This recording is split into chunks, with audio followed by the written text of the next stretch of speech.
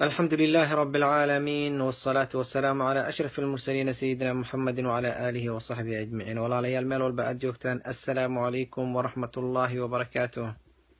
maanta waxaan jeclahay inaan idin xasuusiyo xadiid yar oo gaaban. Allah subxaanahu watacaala kitaabkiisa ku yidhi wadakir fa ina dikra tanfacu lmu'miniin. nabi maxamed sala allahu alayh wasalam wuxuu yidhi balliquu canii walow aaya, iga gaarsiiya hal aayaba allaha ka dhiga.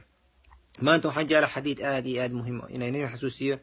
حديث صحيح مسلم كيالا أم حبيبة زوج النبي صلى الله عليه وسلم أي ورثي قالت وحيث سمعت رسول الله صلى الله عليه وسلم يقول من صلى 12 ركعة في يوم وليلة بني له بهن بيت في الجنة. قفكي تكذو لبئي 10 ركعة مالنت إيهابينك قري أي جنة لو لسا. الله أكبر. قري أي جنة لو لسا حتى دكتت لبئي 10 ركعة كلية مالنت إيهابينك. haddaad rabtid inaad adduunyada guri ku dhisatid maxaa qabanaysaa? waa inaa shaqaysid, lacag aruurisid, iskuul ka baxdid, saan samaysid.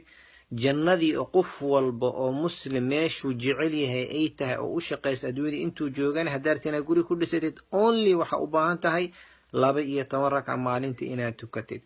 12 ragca maxay kala yihiin? 2 ragca salaada subax ka horeyso, 4na salaada duhur ayay ka horeysaa, 2na ay way ka dambaysaa waa 8, 2na salaada maqrib ayay ka dambaysaa waa 10, 2na salaada cisha ayay ka dambaysaa waa 12.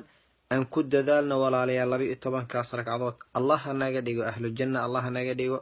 xadiidkana walaalo sii gudbi saa ku heshay ajirka. man dalla calaa khayrin fahuwa kafaacil. qofkii khayr ku tuso wuxuu la mid yahay asigoo sameeyo kale. baaraka allahu fiikum. allah idin xifdiyo meel walba aad joogtaan. ahlu jannana allah naga dhigo, guryahana aan badsanna jannada. بارك الله فيكم. السلام عليكم ورحمة الله وبركاته.